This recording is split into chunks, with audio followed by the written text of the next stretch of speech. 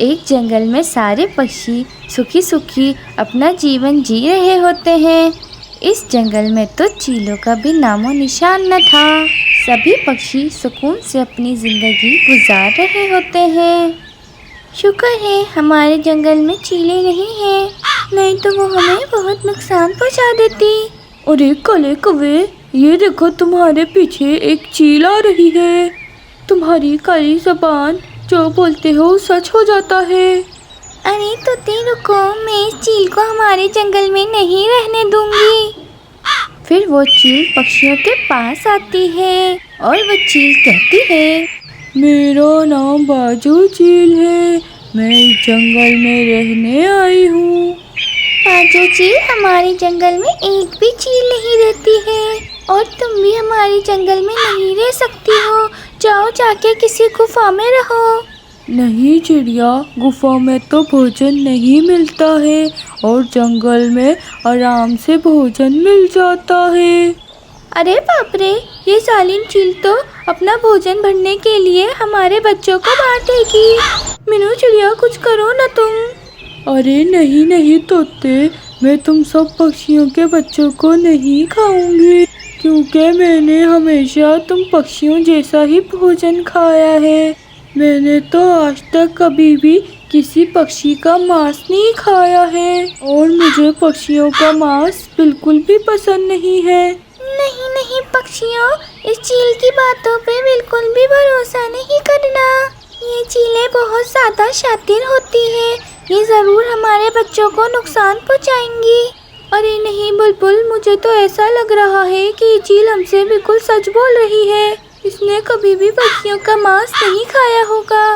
अगर ये चील हमारे जंगल में रहेगी और मैंने इससे पक्की वाली दोस्ती कर ली तो सब पक्षी मुझसे डरेंगे और मीनू चिड़िया के बजाय सब पक्षी मेरी बात मानेंगे।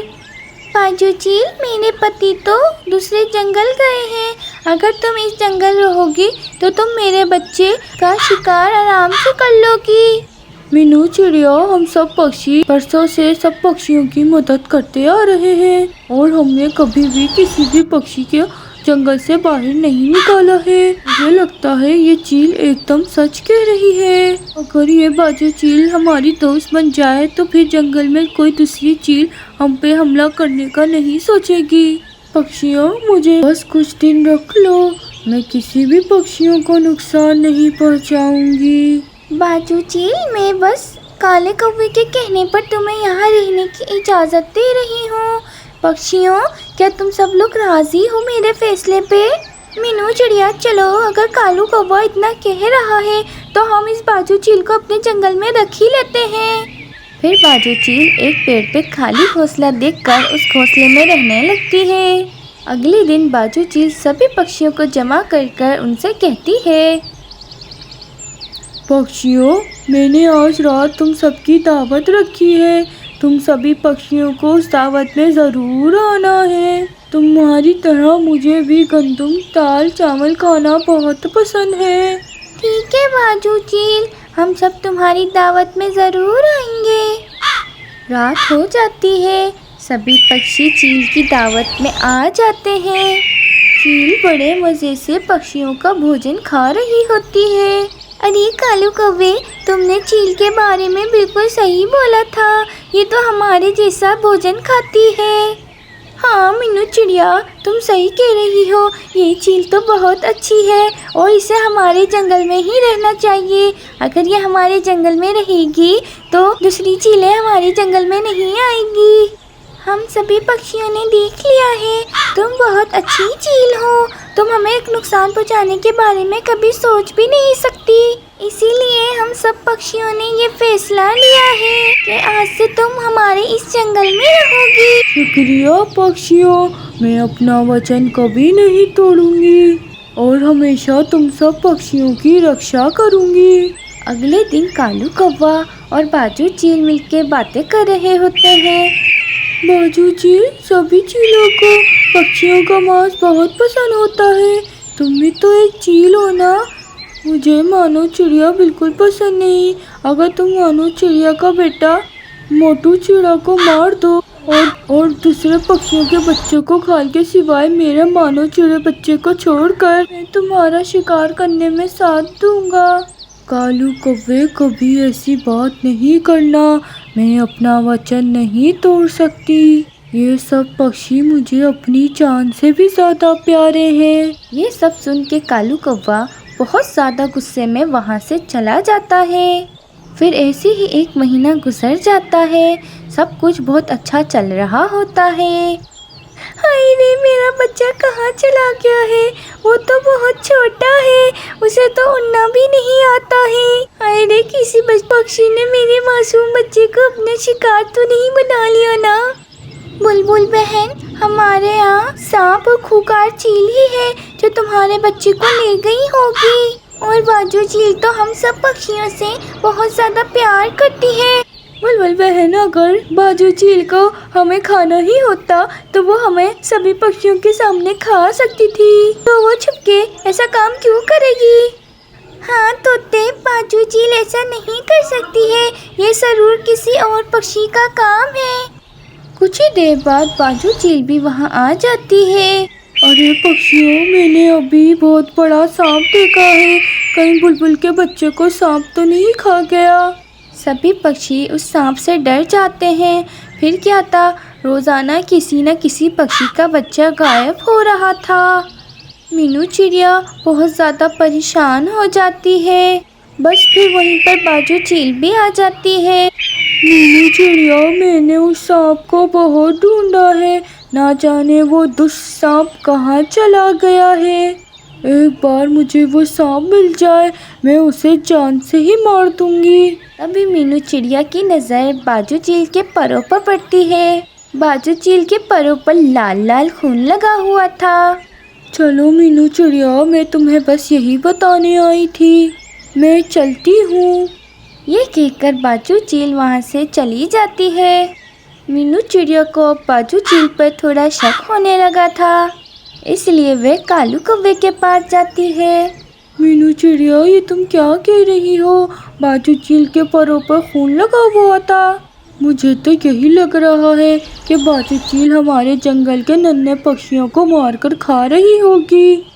पर कालू कौवे, हमारे पास अभी कोई पक्का सबूत नहीं है। हम चील पर ऐसे इल्जाम नहीं लगा सकते हैं। हमें ये बात पता लगानी होगी, कहीं ये सब कुछ बाजू चील तो नहीं कर रही है ना?